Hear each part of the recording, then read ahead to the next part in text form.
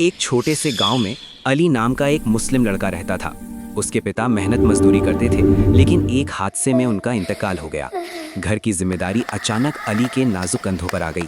माँ बीमार रहती और घर में खाने तक के लाले पड़ जाते।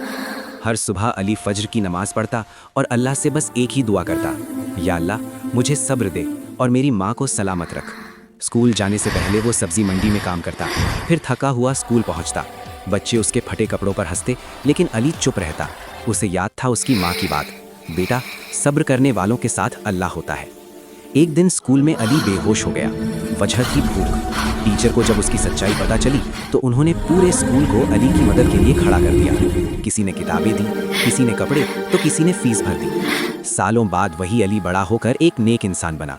उसने अपने गांव में एक मदरसा और गरीब बच्चों के लिए स्कूल खोला। पहली दुआ जो उसने वहां की, या अल्लाह मुझे इतना बना दे कि मैं दूसरों का सहारा बन सकूं। कहानी यही सिखाती है कि सब्र, मेहनत और सच्ची दुआ कभी खाली नहीं जाती। अल्लाह हर आंसू देखता है।